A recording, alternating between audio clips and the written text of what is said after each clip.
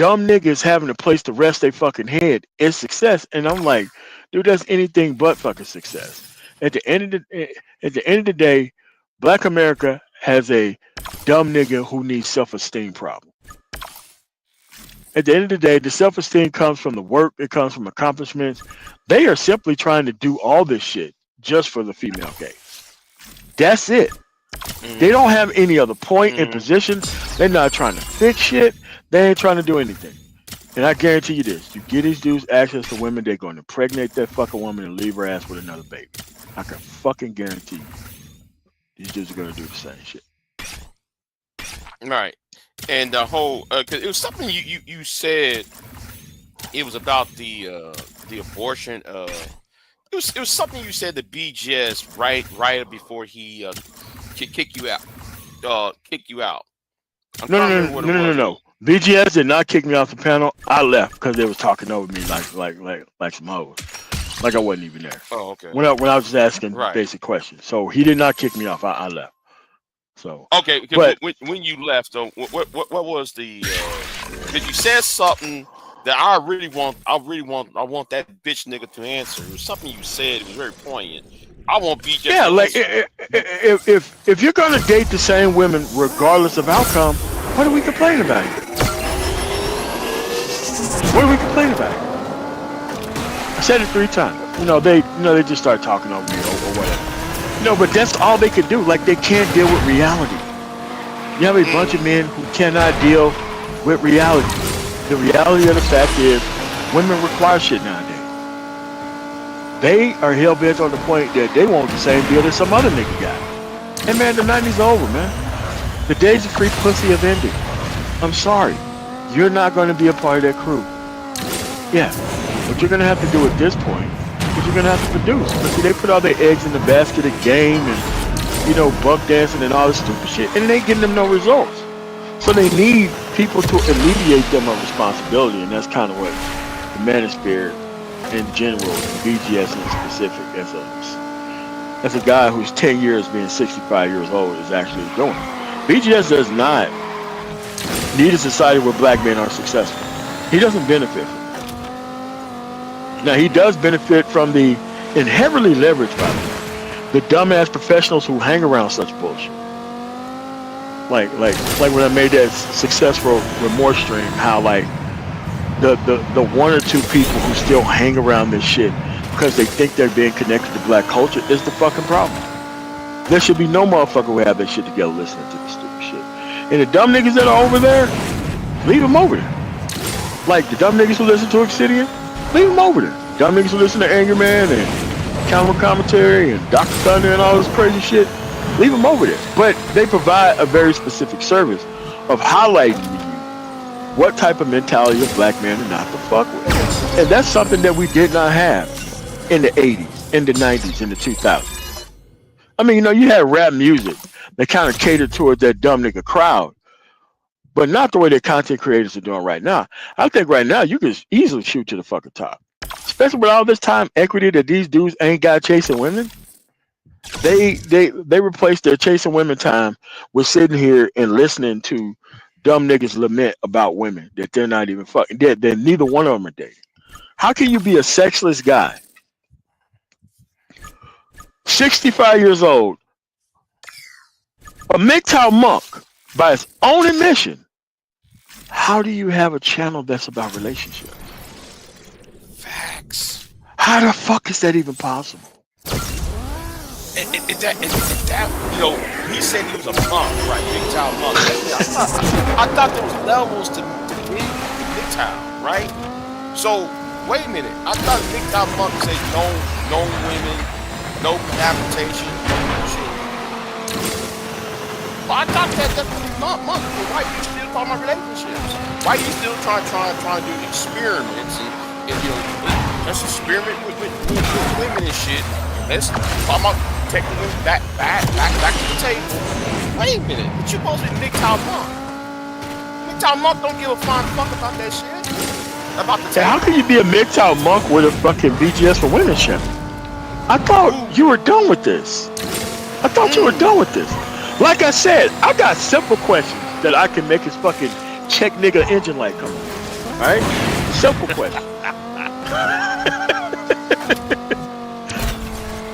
Yeah, and it's like I've seen parasites like this before. They feed off the broken carcass of inexperienced men, and they do this shit on purpose. And look, at the end of the fucking day, you are responsible.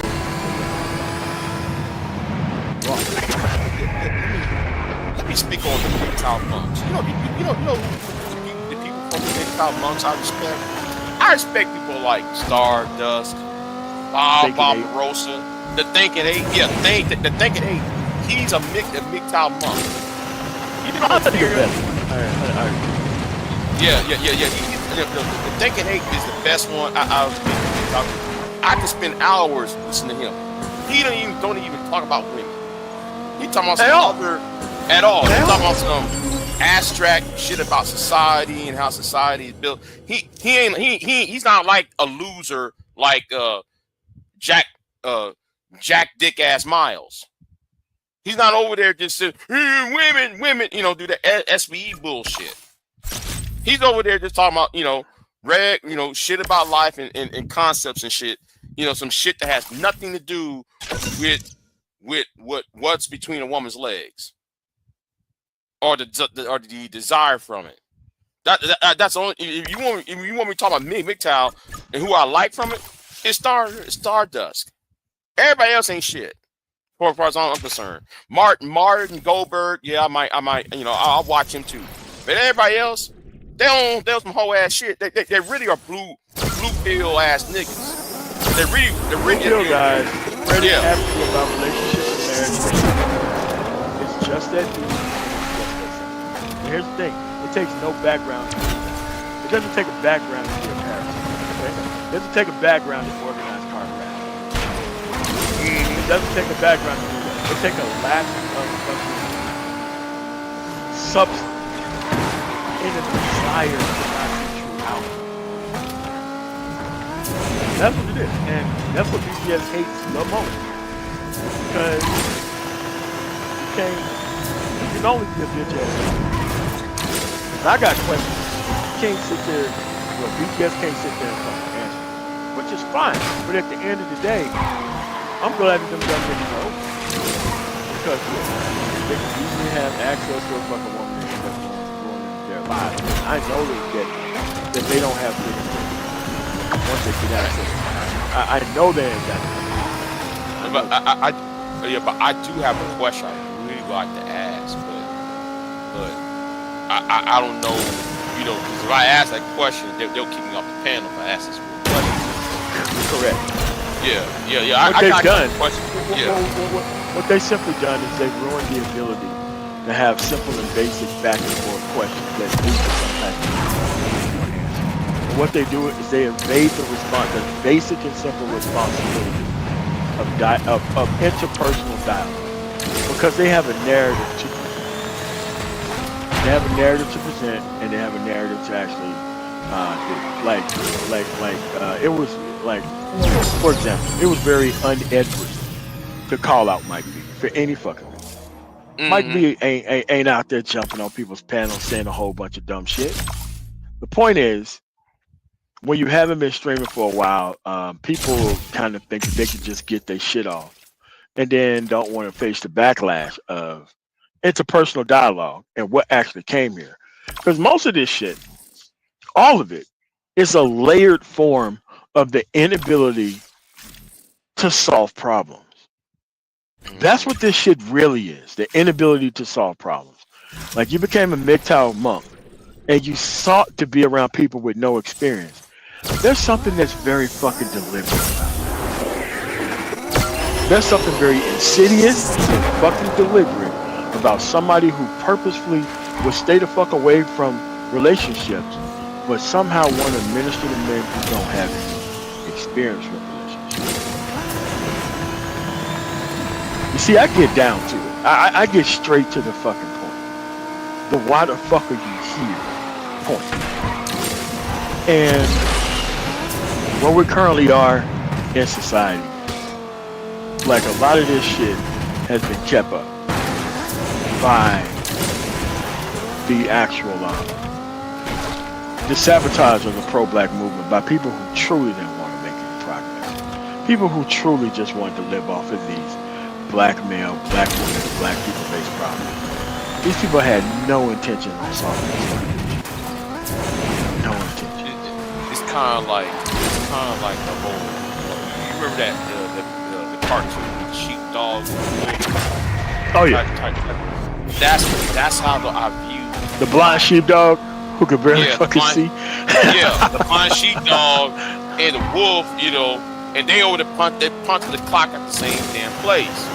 And that's how I see black youth. I see the pro blacks, these so-called I call them pro quacks, and I see the manosphere, right? You know, and they over there doing all this whole ass shit, and I'm sitting there like, okay, y'all pretend to speak for the people, but then when you start asking questions, start looking at what they doing, they ain't about shit. I have a question: is Black in the Middle Chaos Reign? Because it kind of looks like he's something. Man, Chaos Reign, he better shut the fuck up, because he No. I'm asking a question. Who is Black in the Middle? Right. They seem to be misstating a whole bunch of shit, or maybe just trolling.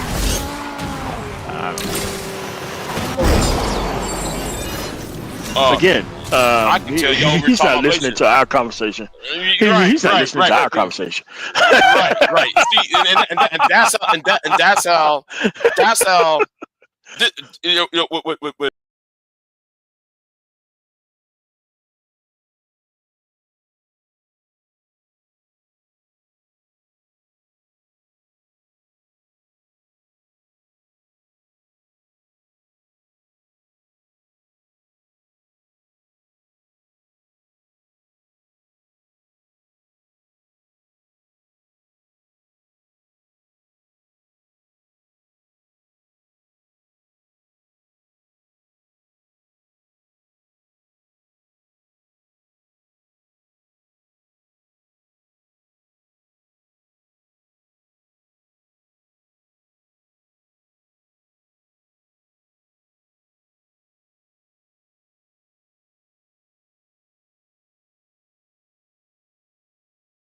Okay, so we know you're gonna watch this demo at double speed. All software engineers do.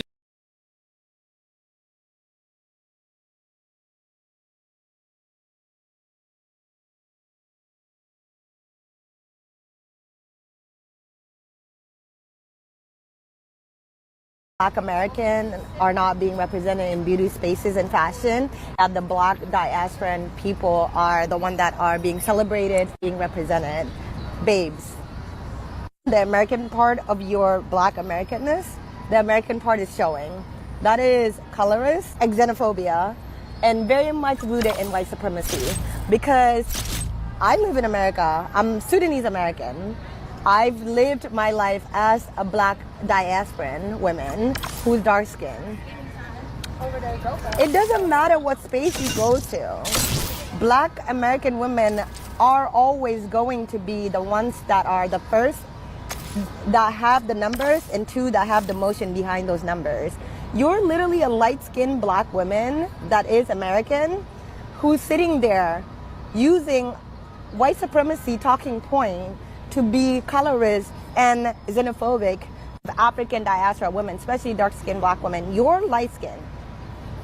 And I'm getting hot because the ignorance that people feel that they have the right to just sit here, have these dumb rhetorics, and dumb, thank you so much. Like, that is so dumb. That's the dumbest thing ever. There's so much room for all of us to win. For you to sit there, try to take away what dark-skinned Black women have done, and mind you, I said Black women, and not say African women. The reason why you're saying that is because of the fact that Black, dark-skinned Black women that are fighting for seats are African diaspora, which makes sense because they're fully African. That's why they're dark. So I need you to pack it up because that's a conversation we do not need to have. You're a light-skinned Black woman, so I suggest you check your colorism. Goodbye. Speaking of that xenophobic talk, y'all see the video I put up? This woman from the Sudan, she did this video. And in the video, she's talking about, there was somebody criticizing prioritization of diasporic Africans and Caribbeans, I think in the modeling industry, in certain parts of the entertainment industry. So this Sudanese woman who's an immigrant here, who has the world's jankiest hairline, this woman's hairline, just pulled all the way back. This woman looked like a chocolate dolphin. Her hairline was a beast. So she started criticizing us. She went into this whole rant about colorism. She's like, yes, you niggas are colorist. That is colorist. You light-skinned African Americans, Black Americans, you're light-skinned and you're hating on us because we're dark-skinned. And what? She just went off into some weird colorist projection. So some of you African Americans, you act like the American part and you act like the white supremacists with your xenophobia and colorism. You colorist because I am a real African and I am dark-skinned, and the colorism with the dark skin. What are you talking about? They went on this real deflective ass rant that didn't make no sense. And a lot of the tether class, they do this stuff. They start deflecting they talk to us. They start deflecting into some colorism, xenophobia talk. And let's be honest, a lot of that is deflecting. A lot of that is a deflection tactic. Just like the white supremacists like to talk about Jews and all that stuff. It's a deflection tactic. The name of the game is to take the eye off the ball of white supremacy. So they start deflecting into Jews, deflecting into black on black crime, and start making these asinine arguments. The whole purpose is to just get you talking about everything except white supremacy. And when the tether class, they start talking about xenophobia and colorism, that's another deflection to get us from talking about delineating from some of their little janky ways.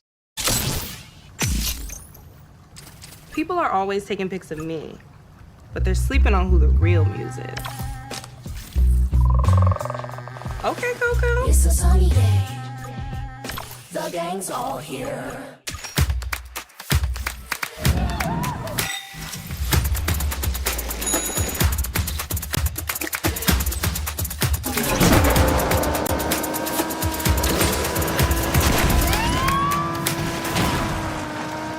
See, that's a little shaming tactic. See, they want to deflect from us with some economic gatekeeping. See, when we start talking about unfair advantages given to certain non-FBAs in certain industries, they'll start screaming xenophobia. Oh, just shut up, nigga, xenophobia.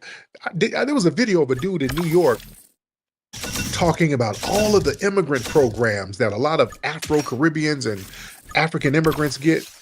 This dude was breaking down all these programs. There's all types of money they get out there. Little secret money that we don't know about, that we don't have access to. This dude was breaking down all of these little immigrant programs. There's like little pools of money for housing, job training, childcare. They got all types of little pools of money for black immigrants. Specifically black immigrants, Afro-Caribbean this and Afro this. Man, it's deep. And we've been saying that, but when we point that out, oh no, nigga, I am not taking your job, nigga.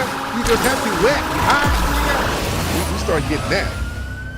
You're xenophobic. We start yelling xenophobia so we can stop saying, hey, where's this money going? Where are my tax dollars? Why are you sitting up here talking about you came over with $2, but now you staying in Manhattan? How the hell you staying in Manhattan and you came here with $2? And the rent high as hell for everybody else. Those $2 really stretched out. Where you getting your money from? Where, nigga? More than where?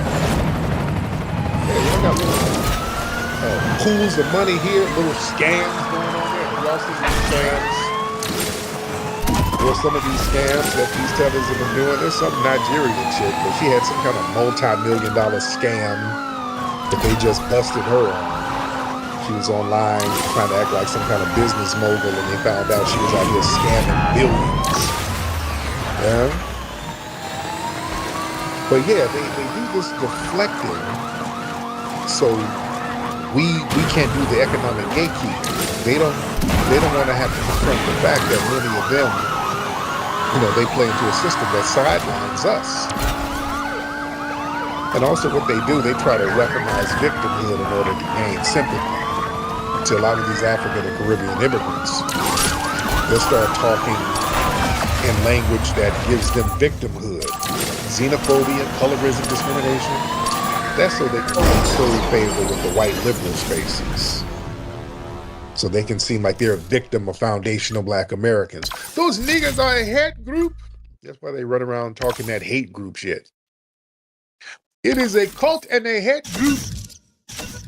Yeah, that's a deflection. That's all cap. Because, they don't want to have an honest discussion about their anti-FBA sentiments that they've been having forever. A lot of them, they hold these deep-seated anti-FBA biases that they bring over here, and then when we start checking them, wait, you xenophobic. You color, you hate me because I'm a dark-skinned nigga. No, I hate you because I don't even hate you. I just don't want you sitting over here trying to undermine me. You see? And a lot of them, they want to protect their proximity to whiteness. Yeah, they get around white folk. They sit here, if the police pull us over, they're not going to ask if I am a Caribbean or African or FBA. But when the police come around, they start talking with them accents to let them know that they're different. Remember that video I put up, that Jamaican woman? She was like, hey, I'm Jamaican. Don't shoot me. Go shoot a Black American. Go kill a Black American. Don't kill me. Kill one of those niggas. She's up here telling the cops to kill a Black American. Well, the Tempest got so mad when I posted that video. This is divisive. No. Telling the truth about your ass is the truth. We need the truth. Well, but all that xenophobia talk and colorism, they try to police what we're allowed to talk about, what we're allowed to say about what we perceive as injustice. If we criticize unfair treatment and people trying to deliberately undermine us, and there's a pattern of it, we have the right to speak out against it.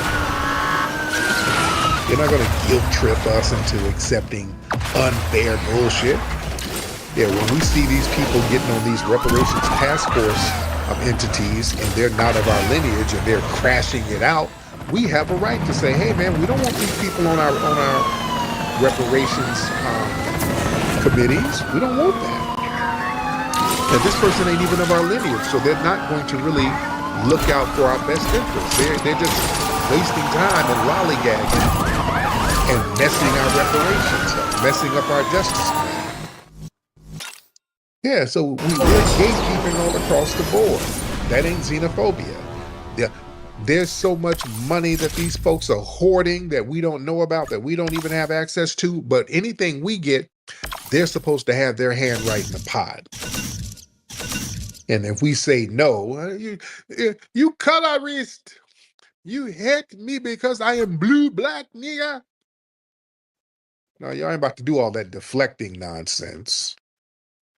That whole thing about colorism, that we've led the fight against colorism, foundational Black Americans. We don't really have all that shit like that. We don't have all that colorism. We don't. So falsely accusing us of promoting colorism, that's them trying to derail legitimate discussions about representation. We don't do all that colorism thing. We don't do that. The colorism is them over there with all that damn cake soap. Let me get some calls in here. Let's get D Salon in the building. Brother D Salon. D Salon in the building. Hop on in. You can't play me, rein me in, or try and tame me. It's time to put yourself first. Don't stop believing your worth. Let it rain on you, 'cause you're fabulous. Brother D. Hey, good evening. How you doing? I'm good, brother. How are you, sir? Hey, I'm doing fine. What's on your mind? Yeah, on my mind is why would anyone legally abandon their own claimed sovereignty just to come and disrespect foundational Black Americans who are the autochthonous people who made a way for them, and then not through yourself.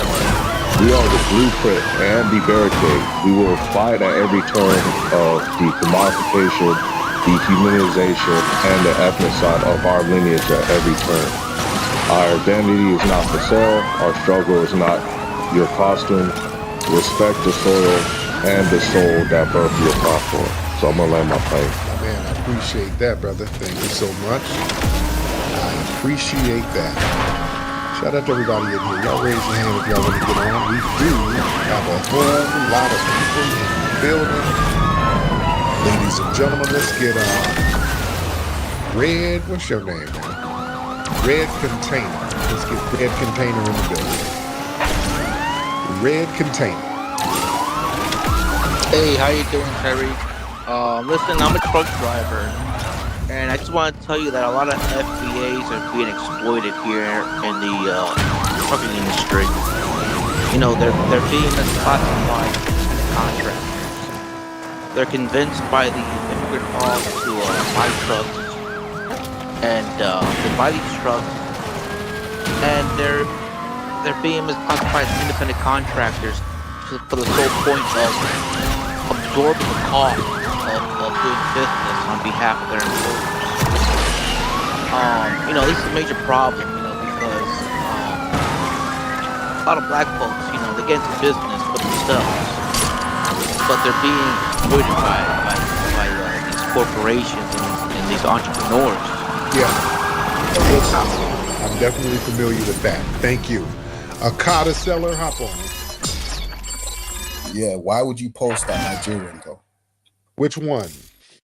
The one that's defrauding the US government. Well, the media has been posting her all over the place. The whole media is posting her. So why wouldn't I? No, but you're posting it in a way where like you're disagreeing with what she's done. So you agree with her scamming all that money? Of course, she's stealing from white people. The people that steal from you. Oh, Lord. So that's what it is? How come y'all don't go steal from the white people in Britain then? We do. No, you don't. You over there in... Shit. I just stole a lot just the other week. Over there in Britain, eating some egusi soup, driving Uber. You're not stealing from nobody. You know, so yeah, don't come over here talking about you stealing. You're not Robin Hood. Yeah, stop hating on Nigerians. Not robbing the rich and feeding the poor. You're flossing on the internet. You know, we don't. If you want to scam, just be a scammer. Don't have your scamming under the guise of blackness. Right? Yeah, Nigerians don't beg for reparations like dogs. No, you flee. That's what you did. You flee from your home country. You got your ass up there in Europe. That's what you don't beg for reparations like because you gave up, sir. There's a difference. Yeah, you gave up. You left your homeland. You gave it up, and we don't. Keep begging. Yeah, and keep begging for change and Uber drivers. All right, Big GT? Huh? He left. So don't project your musty ass shit onto us. They justifying their scams. The scamming is good, nigga. Get away from us with that bullshit. Yeah, that's why they always projecting.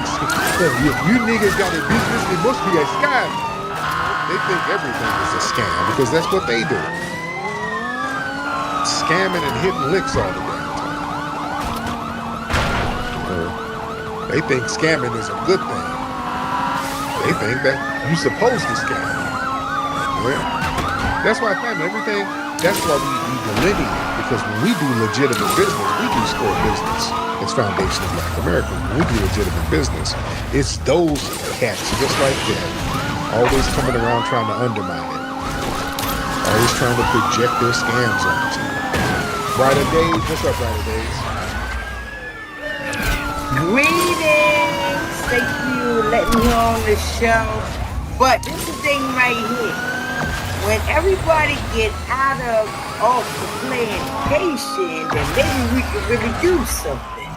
Because jokers will sit around there and say, 1 minute you like the cracker, next minute you don't like the cracker, but then you want everybody to take the fall when you decide, make it up in your mind whether you gonna like them or not like them, right? All right, thank you, dear. Let's put that bottle down. Okay, Priscilla, hop on. Priscilla, unmute your microphone. All right, Priscilla, I'm gonna give you about 5 seconds. I'm gonna give Priscilla 5 seconds, then I'll get Abba. I think that's your name. You got these weird letters, buddy. Abba. Can you hear me? There she goes. What's up, Priscilla? First time for Oh, but I wanted to mention about Bush League. Isn't he from Nigeria? Yeah. Well, tell him he needs to worry about them because you notice the Democrats not even worry about them.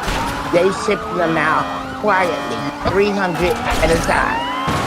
Because, and they came legally, Tariq. They came legally, but because of all the other immigrants, they didn't go up there to renew their visas. So some of those people was over here from 10 to 30 years. And my sister said they got academic too. He was saying he didn't do it this year. So, tell Bush he needs to worry about his people. Yeah, it is. Yes, man, thank you so much. And yeah, some of the Jamaicans, there was like a few thousand Jamaicans that they were sending back too. Abba, hop on. Posting stuff in the jungle. Abba, what's that? Abba? Hop on in, man. You're posting stuff in the Jumbotron and you're not saying anything. Let me give you 5 seconds, okay? Yeah, I don't want you just coming in posting stuff and you're not putting nothing in context on what you're posting. So Abba, if you don't say anything, I'm gonna have to get you up out of here. All right. Get you on up out of here. You just don't post stuff in the Jumbotron. We don't do that. Let's get Cole Barron. Cole Barron in the building. Cole Barron. Cole Barron, I'm gonna give you 5 seconds. Cole Barron? Yeah, can you hear me? Cole, yeah, I hear you. Yeah, so I wanted to talk about the protest. Go ahead.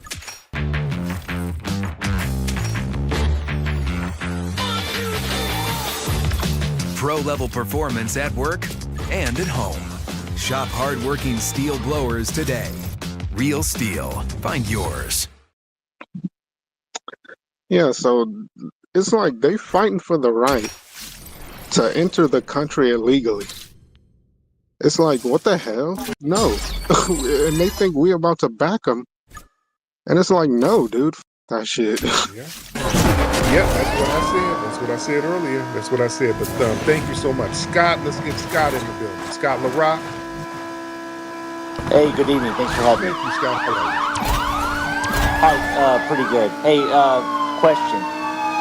So we have black Democrats, Westmore and Congresswoman McIver. I mean, they're ending their careers just to help out illegals, but doing nothing for the foundation of Black Americans. Right. At this point, why would FBA vote Democrat? Question. Over. Yeah, a lot of us are not. A lot of us are saying, well, we're going to have to look at other options. The Democrats are trash. They are absolutely trash. And that whole thing, they just sit here and point the finger at the Republicans and say, oops, the Republicans are bad. They're the racist ones. And the Democrats do the same thing. We're just not going for that. But the Democrats owe us. We've given them so much power within the last 60 years, and their benign neglect has been atrocious towards us. All right. So y'all raise those hands. Let's get C-Van. Let's get C-Van in the building. C-Van in the building. Tariq, you made a lot of good points tonight. I really appreciate what you're saying here, but I just had one question for you. Yeah. Can you send me some money? For what? I'm a young writer and I just got no money. I'm trying to get on my way here, and I'm trying to make my way, and That's all I've been doing is I've been asking. How old are you? I'm 23, man. And are you a white Hispanic? What are you? Yes, you like which Hispanic? Mexican? Guatemala. Okay, wow. So yeah, man, go down there and get your little DACA. Sign up for DACA. There's all kinds. Man, get your little DACA program. Just make sure that if you see an ice truck, you better run. But sign up for DACA. He said it. And you should have called AOC. She would have been down there crying gates for you. Is there a way I could ask AOC for money? That's what I want to know. Yeah. Ask her to let you hold something, because she was down there crying at the detention center. No, exactly. That means she should want to give me some money, right? Yes, indeed. And if that fails, I mean, well, what city are you in? I'm working slave wages in San Diego right now. Okay, so it's Southern California. It's hell, yes. If your money gets too low, you can come over here to LA. There's Santa Monica Boulevard. You go out to Santa Monica Boulevard, you'll get you some money. Where can I get some money on Santa Monica Boulevard? I'll drive right up now. Stand out there for about an hour or so. The money's gonna start flowing. The money, that's what I mean. Hey, you be out there slinging burritos and pussy. Hey, thank you. All right. Let's see who else we got. All right. Let's get on. We got a lot of folks. Let's get Locksmith in the building. Locksmith in the building. What's happening? What's up, Brother Marcel in the building? I see Brother Marcel now. Tariq, what's happening, man? What's up, player? How are you, man? Man, I'm chilling. I just had a quick question. I'm from town, FBA, I'm young, but I just got into this FBA Chicago Stepper. You up on game on that? The Steppers? Yeah, the Chicago Stepper. And I'm just trying to see if y'all be having anything down there in SoCal with the Chicago Stepper.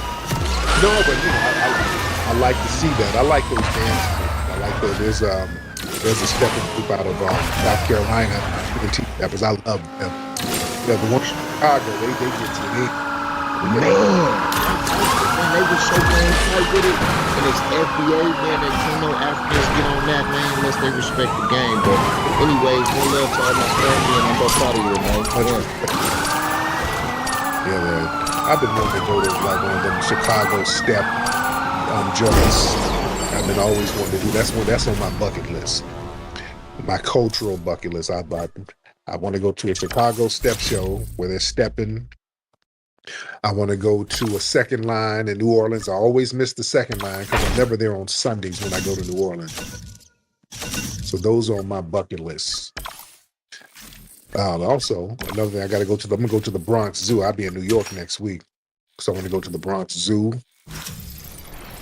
and all that. What's the weather like in New York? Where are my New Yorkers? What's the weather like in New York? Where are my New Yorkers? Don't raise your hand. Let me know what the weather is like in New York right now, ladies and gentlemen. Let me see who we got. Y'all raise those hands. Let's get Special Agent Himothy. Special Agent Himothy in the building. 3. What's up, family? You can hear me? I can hear you great, man. What's on your mind? Valor tools give you the confidence to take on challenging home projects. With hundreds of corded and cordless tools and accessories, Valor enables you to complete tough vehicle maintenance and repairs, manage difficult landscaping projects, tackle demanding home renovations, and even turn your garage into a workshop. For all your current and future projects, Valor is ready to deliver.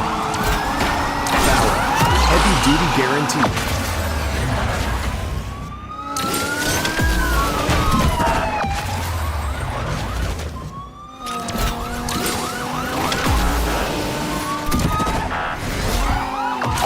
I heard you serving that boy Barrett. I just wanted to add my 2 cents in on that.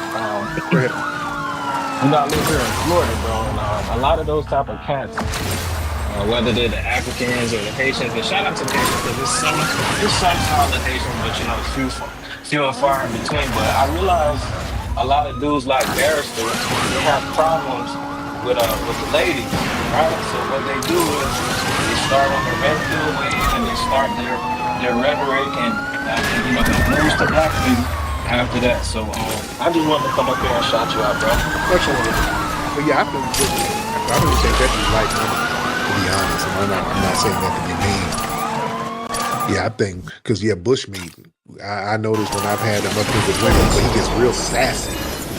He turns into a flaming queen. Shut up, bitch. He gets into a real sassy queen vibe. So yeah, I think he has a hankering for Bucci Cat himself. So yeah, Bushmeat is real funny style. Let me see who we got. Let's get because we are in here. We in here heavy. We in here heavy. Let's get To Be Ready crew. To Be Ready crew. Hop on in. To Be Ready crew. Let's hear from you, To Be Ready crew. If you can unmute that mic, that'll be phenomenal. To be. All right, I'll give you 5 seconds. And then I'm going to take you up out of here. All right, you know who I want to get on? I want to get on Empress. Because Empress, this is our sister who be giving out forecasts out here.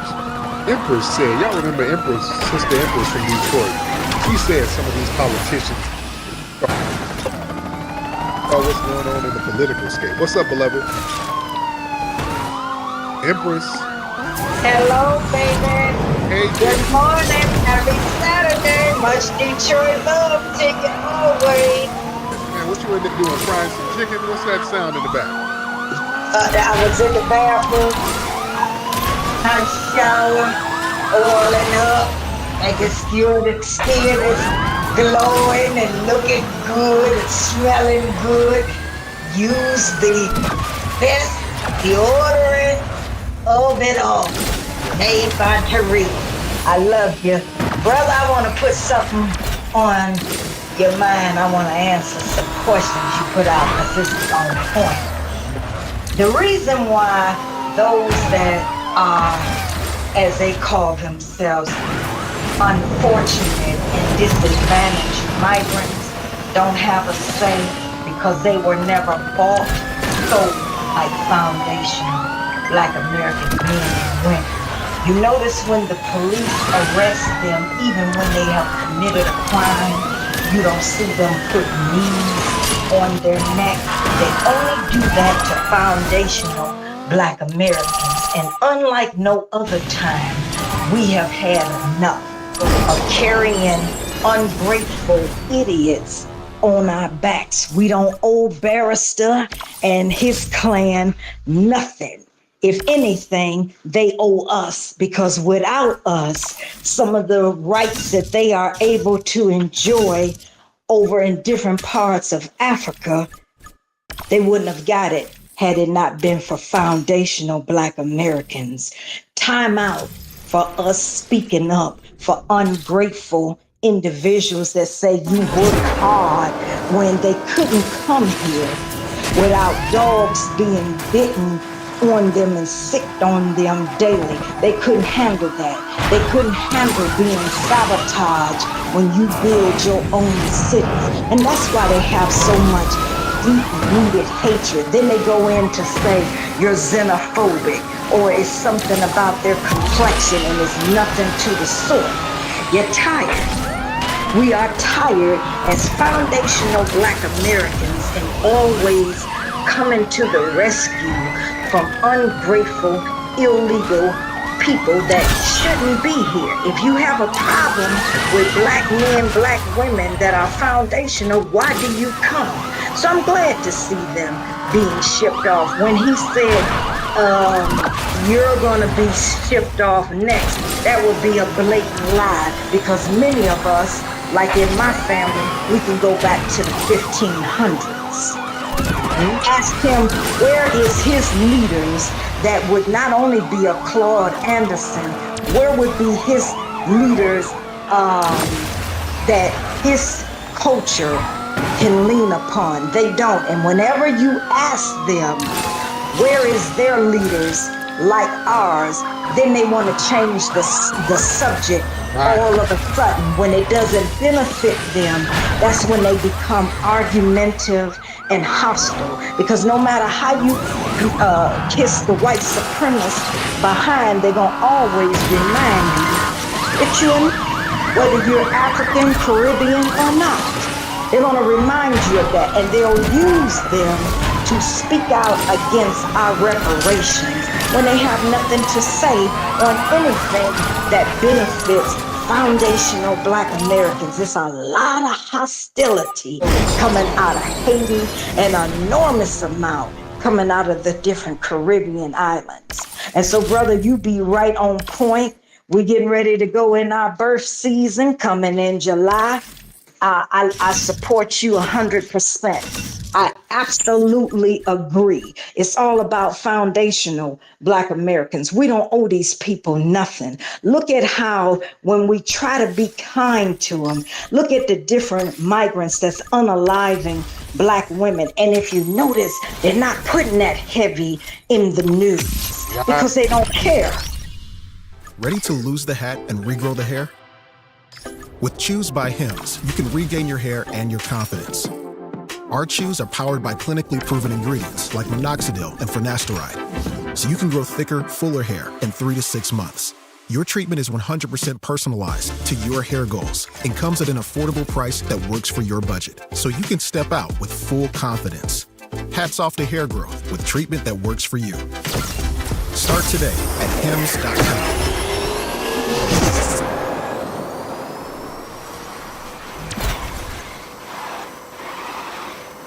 They don't care. Am I right or wrong? They don't care. And I would also like to comment on this Elon Musk. I'll tell you what that's all about.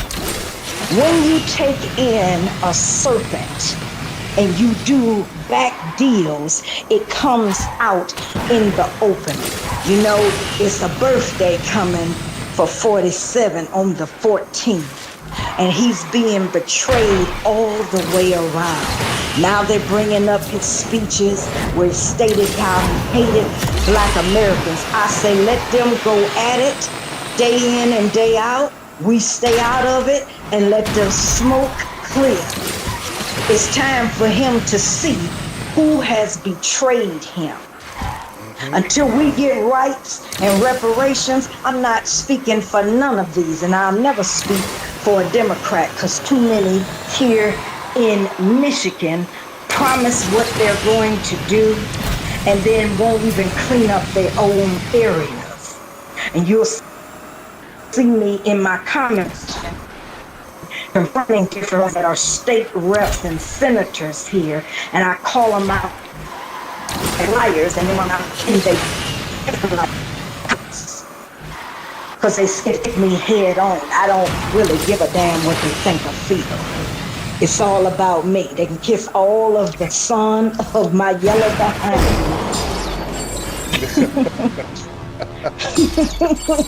Wait, using Your phone was acting up a little bit. That's Sister Empress. Shout out to Sister Empress. Love that sister right there. Your phone was getting a little robotic, sister, but we got the gist of what you were saying. Love that.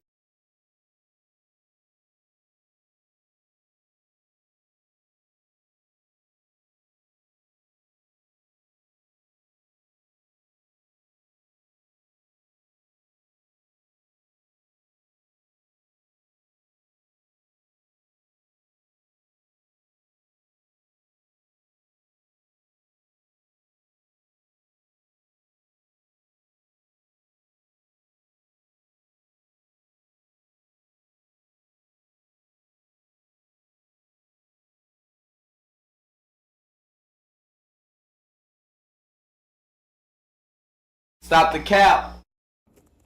I don't even know where I should begin with this video. These are just some random thoughts in my observation, you know, just based off of things that pop up in my timeline.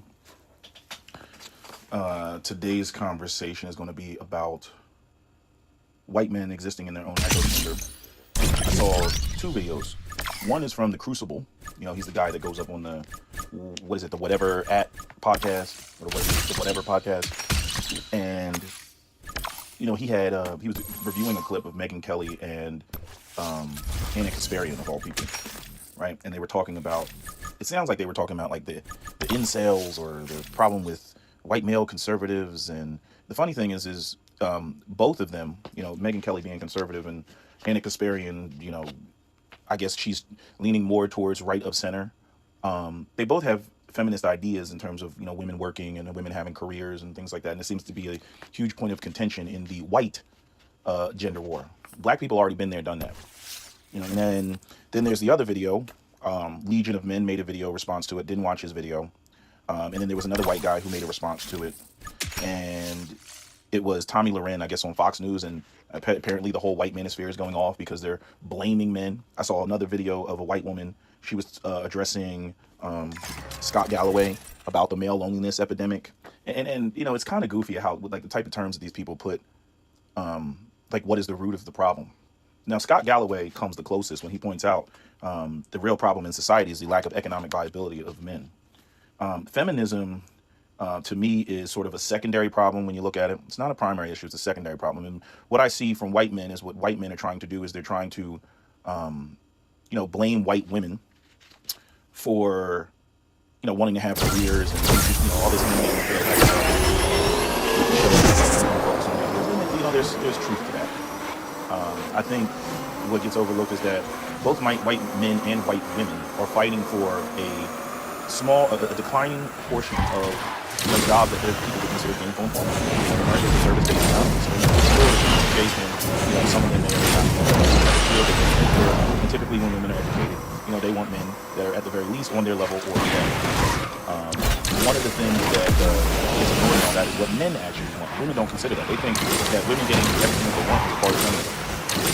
They think that they're entitled to a relationship. You know, and you know, men thought that for a very long time.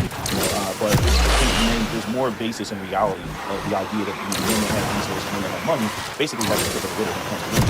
Most women are attracted to that. Both women, you know, who have degrees and are educated and have careers and everything else, and women are not. You know, I mean, the guy comes pulling up and Aston Martin, the waitress at the restaurant, and, you know, some educated woman sitting across the street at the cafe are both looking at that same man. Feminism has kind of promised women that there is like that somehow that men are a prize to be won. And they don't, like, the funny thing is like women are like, men think that they're the prize, men think that they're the prize. And it's like, well, you all are literally trying to role reverse everything. Right? Like in a situation where men were the ones that were providing, women, you know, would be like the beautiful woman that the men would fight over. Like men with resources would fight over a beautiful woman, right? So the woman would be, you know, the prize, right? But you know, when you want to role reverse everything, then the man becomes the prize. And in a situation where there's less economically viable men, the man becomes even more the prize, right? So, you know, then you end up with this really, you know, warped situation. Because I always, you know, try to tell feminists, I'm like, if you really want men to not be so arrogant and so cocky, then you would have to increase the economic viability of men. Not saying that that's women's responsibilities, but you have to support that in society to see that flies in the face of the feminist narrative and the feminist push in the direction that they want to go. Because as long as you have a very small pool or a smaller pool or a dwindling pool of economically viable men, those men have every reason in the world to be arrogant and feel arrogant. Because they know that they got a sea of women that want access to them, and they have no incentive. They have no, what reason do they have to settle down? They don't have to settle down. They can run through bitches until they get tired of it. Because the reality is most women don't have any real discipline. They're not going to say no. You know what I mean? They're, you know, they'll sit there and, you know, they might try to, you know, be like, I'm not that type of girl, and I'm this and I'm that. And they know that there's some other, you know, loose-legged woman, some floozy that's just going to bust it wide open for him and is equally or more pretty than the woman is. Because men prioritize beauty over a lot of other, you know, qualities. They do. You know, a lot of the conversation, it starts with beauty. If the man doesn't find the woman attractive, like, that's the end of the conversation. Her degrees, what she got going on, none of that shit matters. Oh, I bought a house and this, that, and third. First off, you're trying to utilize a yardstick that is a male yardstick. And when women talk about, you know, what they have going on, number one, they're not going to share. They're not, you know, oriented to share any of their resources with men. And then two, the resources 9 times out of 10 are simply there to try to create some sort of, you know, to equalize the power dynamic in the relationship. And men of means and men of resources, they don't want to be challenged. You know, they don't want a woman that's going to buck their authority. If they say no, if they make a decision that that's the direction that they're going to go. They're not going to sign up to have to arm wrestle a woman on every decision. They're not going to do that. You know, so the feminist women, like, they really get it twisted when they go out here and they somehow think that what men are looking for is, you know, a female version of themselves. They're not. I don't know how many times it has to be said, but you know, these women want to believe that they can, you know, sit up there and shame men, you know, into finding that attractive. Men don't find that attractive. You know, so what a lot of the women are trying to do is they're trying to, you know, change men's belief systems. But the other thing that they overlook is the fact that when you do that, you're also changing the other, you know, the ancillary masculine things in the background. That's why you got women complaining, you know, that men are not men anymore. Like, you can't argue that you want men to be more sensitive and be more open, you know, to the things that you as a woman may find beneficial. Like, you want a man to not be sexist and not be intimidated by a woman's success. Right, but then in another instance, you want the man, you know, to have, you know, I don't think many women realize these things are interconnected. They want a man to have this sort of like masculine, you know, arrogance or where he, you know, he just acts and he just does certain things. And women don't realize that they do certain things because they have a sexist mindset. They do certain things because they look at women and they think that women are incapable of doing those things. You know what I'm saying? Like, what women want is they seem to want men that do things for women who don't view women as incapable of doing it, and the men are just doing it out of the kindness of their heart. I mean, I guess that would be nice, but that's not how men process it.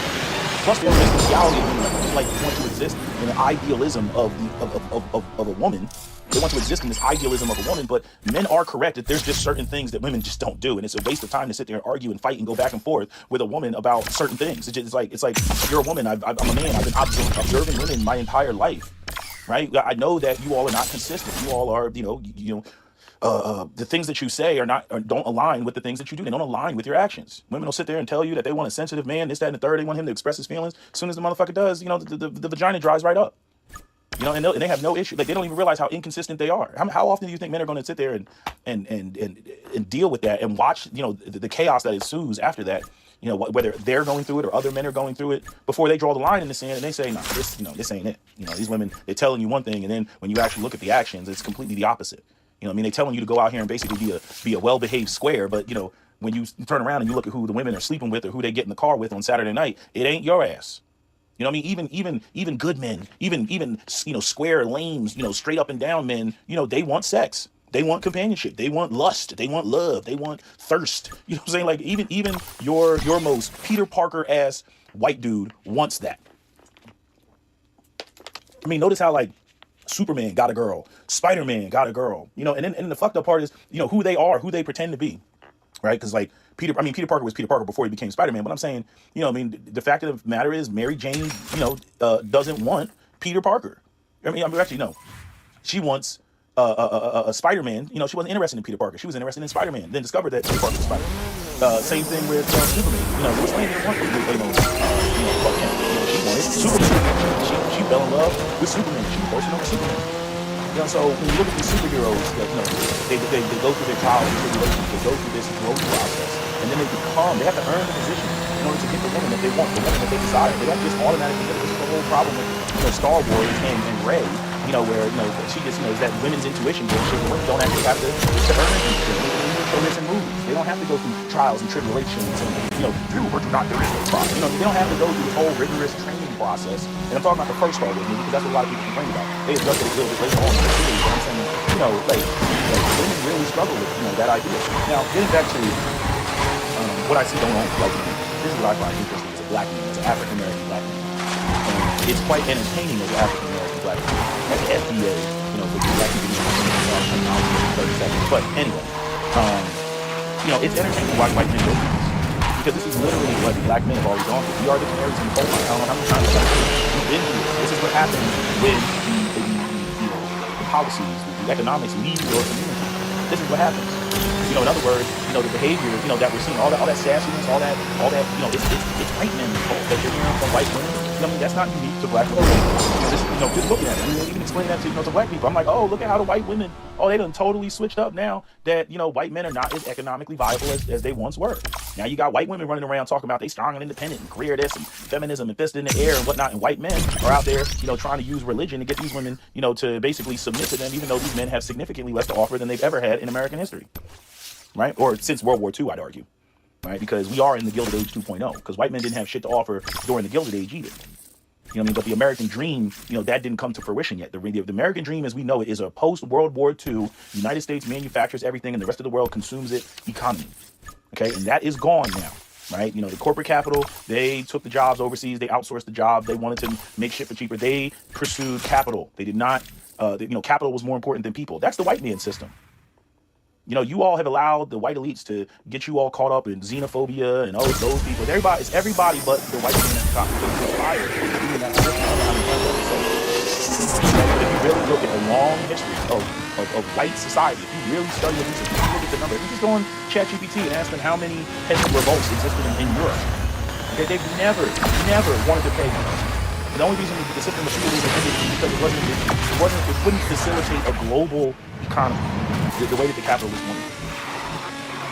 So the thing is that now, I see a lot of you guys all this religious shit, and you got the whole Trump and evangelicals and all that. You guys really think, oh man, if you get the Hispanics out of here, then all of a sudden, these white elites are going to want to pay you.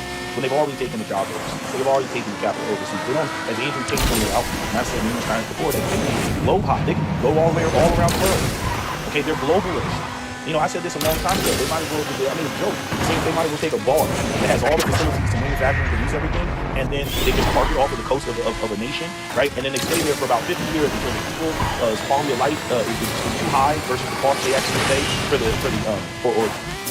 cost they want to pay for the employees, right? Because the biggest expense for any corporation or company is employees. And then they decide, oh well, the white Americans are demanding too much, so then we'll just move and we'll go to China. And then once the Chinese are demanding too much, we'll say, okay, we'll move. We'll go to Africa. We'll go to Latin America. And we'll park the barge over there for 50 years because the standard of living is too high and people are demanding too much. And we'll just move the barge and we'll move it off the coast of West Africa. And then we'll stay there for 50 years. And then maybe, it'll circle back in some of the other countries that we used to support or we used to function in. They've collapsed so much that we can now go back to them because they'll now work with slums because their shit is dwindled so much. Right? I mean, you really got to look at it as from the standpoint of kings, nobles, and peasants, but on a global scale. The white people are still running around thinking it's about whiteness. They want to maintain, white global hegemony where it was, where the white person benefited from the exploitation of the global South. And even though they weren't filthy rich like the white elites, they were still living much better than the people in the second and the third world countries that were being exploited. You see, but now again, as somebody who's been bitching about white supremacy and all that, and thinking about white supremacy in the classical sense, I have to question the existence of white supremacy. No, it's elite white supremacy, but it's not white supremacy. It's elite white supremacy. The white elitists, they're not trying to, share the wealth. You all are bitching, oh, why are they bringing in the immigrants? And you all are worried about, oh, my culture is changing. And they're bringing the immigrants in because, one, they're not paying you enough for you to feel comfortable in procreating, right? Because you believe in your own, superiority and the type of lifestyle that you're supposed to live. So there's a lot of white people who, if you can't provide a certain lifestyle for your kids, you're not going to have kids. Well, if that's what's going on, well, the white elites still want their cheap labor. So they're like, bring the people in from the third world country, on top of the fact that they need those people because those people will procreate and they will contribute and facilitate consumerism. Consumerism is more important to them. People buying their goods and services, right? And having cheap labor is more important to the white elites than preserving white culture. Okay, they don't care about your Oktoberfest. Okay, they don't care about your St. Patrick's Day. They don't care about your bagpipe playing. They don't fucking care. They care about capital. They care about making massive amounts of money. And again, white nations are dying, right? The only country in the world or continent in the world that's growing are African nations. And Africa has the resources and the raw materials. Now Donald Trump, he want to go to Burkina Faso and all this other shit so that what's his name, Abraham Traore, or so that he makes a deal with the devil. I mean, you guys don't pay attention to global politics. You guys keep thinking that it's like some Mormon prophecy, like America's all about some Mormon prophecy of Jesus coming back, or the reason why this Western civilization is collapsing is because of the moral degeneration. It got fuck all to do with that. It has to do with the fact that the white elites, they don't want to fucking pay you. And you all really seem to not be able to understand that.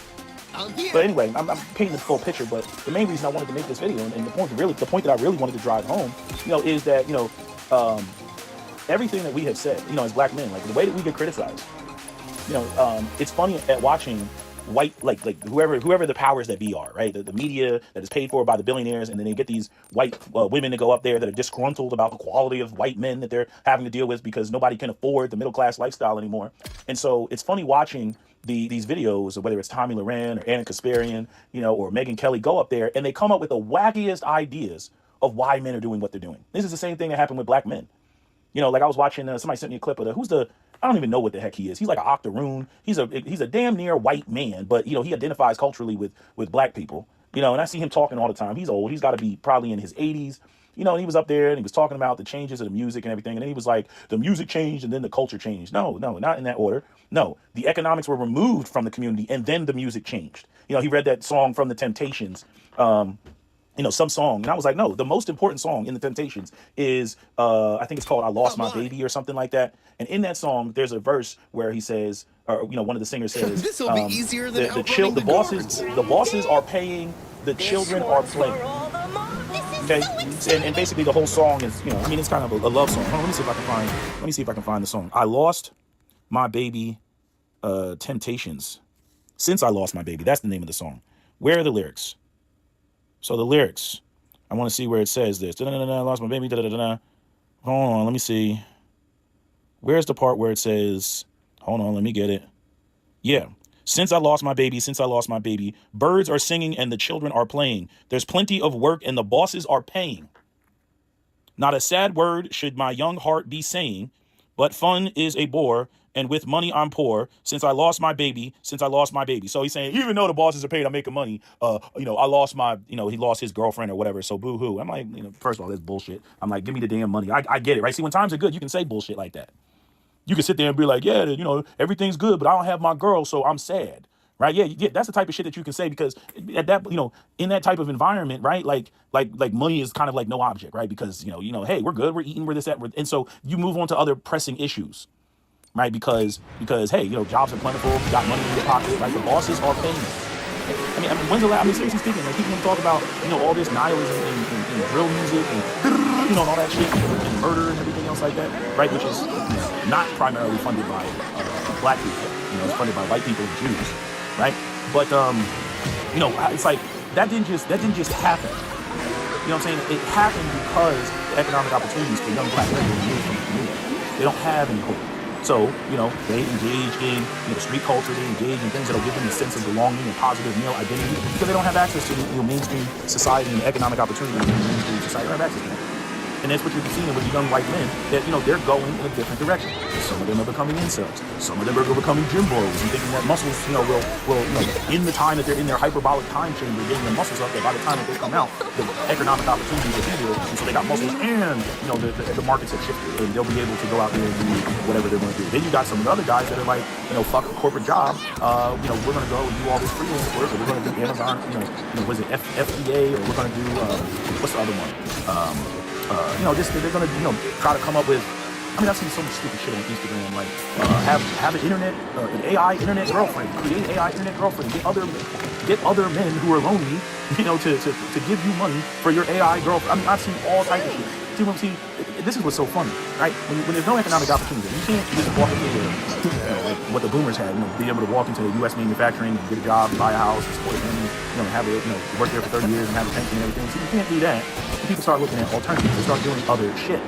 And it doesn't matter and this is what the religious people need to understand. Your opinions don't matter. What you think is moral compass, it doesn't matter. Society is not collapsing because people walk away from God or walk away from religion. Society is collapsing because you took the money out of the equation. And now people got to figure out some other way of surviving. And they don't give a fuck about what your morals are, especially when your morals or your principles or your Bible interfere with them putting food on the table or paying for rent or doing what they got to do. You see, people are only as good as society allows them to be. And again, I've always criticized, all these Christians, who you always want to criticize the people, right? They don't run the system. Each individual person doesn't run the system, right? It's like a collective organism, right? But you got the elites at the top. They're the architects of society. They arguably be the people who are most responsible for whether society rises or falls, because they have the resources to make things happen, right? Same thing with the politicians, right? But we live in a plutocracy. We don't live in a democracy.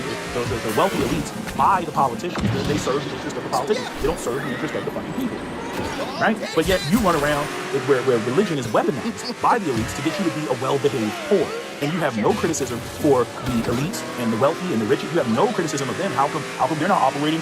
Your corporation isn't operating in a Christian manner. You never hear them.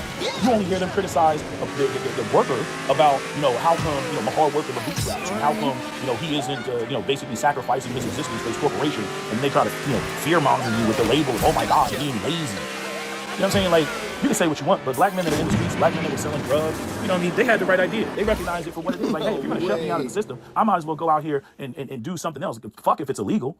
You know what I mean? To get some money and actually have something that I can actually do something with. I'm not going to sit there and work for you and put in goo gobs of hours and all this other shit. And I can't even put food on the table. I can't even really support myself. I can't operate or function in a manner that women would even find attractive. I can't even attract a woman. Right? So they go off and they do other shit. Wow. Now, the ugly side of that is obviously where it's not like people just go out here and they do illegal shit like victimless crimes. No, it affects other people. They're screwing other people over. And that's where the problem comes in. And you can talk about law and justice and all that stuff because, they should be robbing from the corporations, not robbing from, the common man, the common individual. But that when people go into survival mode, they care about themselves. That's what they focus on. What I find funny is the way in which I'm listening to these white women in the news, and I mean they're just so off base, and you can tell a lot of this stuff is scripted. Like they know what the problem is, but they'll either like just kind of dip their toe in and then pull out real quickly because like the billionaires, that's not the narrative that they paid these people to go up there and say. They paid them to go up there and say, incels bad, okay, we have a culture of laziness,